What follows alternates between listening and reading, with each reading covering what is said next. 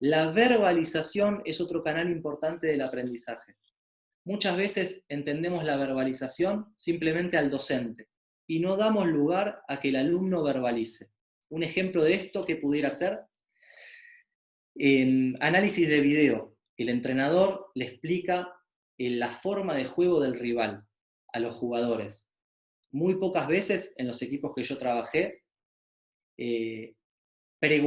encontré entrenadores que realmente le pregunten al atleta qué es lo que acabaron de ver. Que el atleta verbalice esa información que tiene que memorizar. Por lo general, el entrenador le describe eso pretendiendo que el atleta lo memorice, y que después no solo eso, sino que después lo pesque de la memoria y lo lleve a una situación de juego. Muchas veces sin ni siquiera uno, dos o tres entrenamientos en el medio realizando esos movimientos tácticos específicos. Poner en contacto la verbalización con el movimiento y las distintas fases del movimiento genera otra asociación muy importante.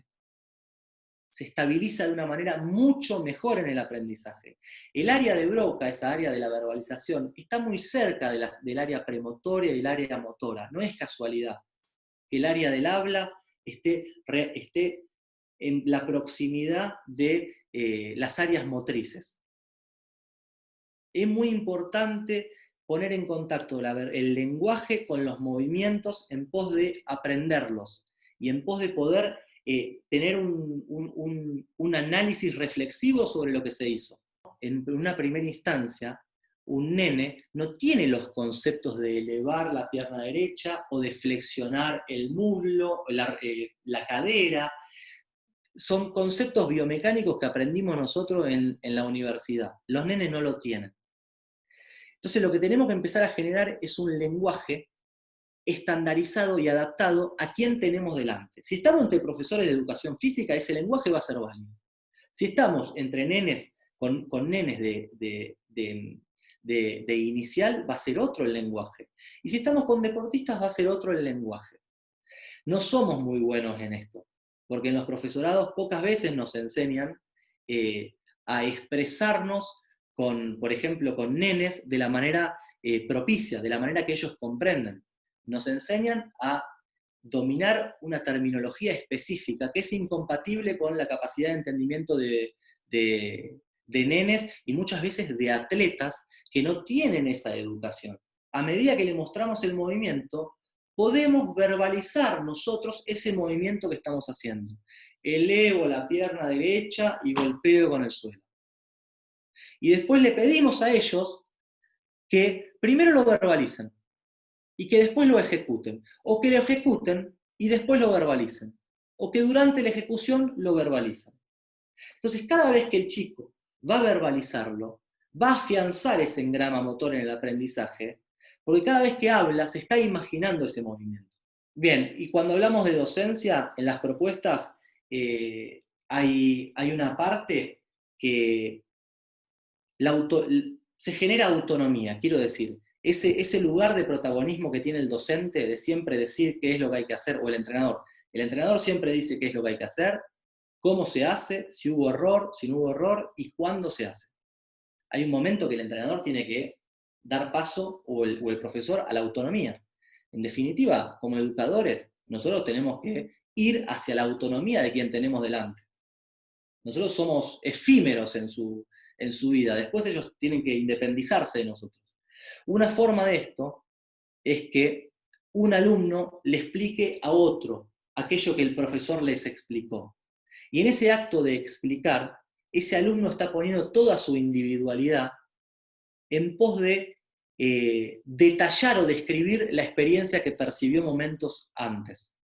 Desde un punto de vista afectivo, lo refuerza mucho esto al lograrlo. Y desde un punto de vista neurofuncional o neurofisiológico, si se quiere, afianza esos esquemas. Y desde un punto de vista social, es muy importante. Se generan conductas cooperativas, conductas que impactan positivamente en la socialización de los chicos, son conductas prosociales. Y esto se puede hacer en cualquier nivel, incluso en el alto rendimiento. El mostrar una consigna y que después un alumno se la muestre a otro grupo de trabajo, un atleta se la muestre a otro grupo de trabajo, se puede hacer en cualquier nivel. O mostrar un drill o un planteo táctico determinado. Un planteo táctico es una concatenación de técnicas individuales en pos de un objetivo. Se plantea un sistema de juego y después está bueno preguntarle a un jugador o pedirle al jugador que explique ese sistema de juego, con los movimientos que involucra, con las fases, y después que lo hagan. Son todos canales de aprendizaje. La verbalización es uno de ellos. La imitación habíamos dicho que es otro. La verbalización es un canal de aprendizaje que requiere de una estructura cognitiva con un cierto nivel de desarrollo, que es el lenguaje. Los nenes en etapas primarias al entendimiento del lenguaje son mucho menos cognitivos. Y hay un canal del aprendizaje que es mucho más natural, que es la imitación. A través de la imitación, los seres humanos tienen un grupo de neuronas especializadas que permite entender las acciones de las demás. Un real sistema de simulacro. Las neuronas espejos son esos. Son neuronas que cuando veo a un otro moverse, se está activando, preactivando la misma ruta neuronal de ese otro que se mueve, pero en mí simplemente con la observación. ¿Qué genera eso? Genera mejores posibilidades cuando quiero ensayar ese movimiento, si es un movimiento nuevo.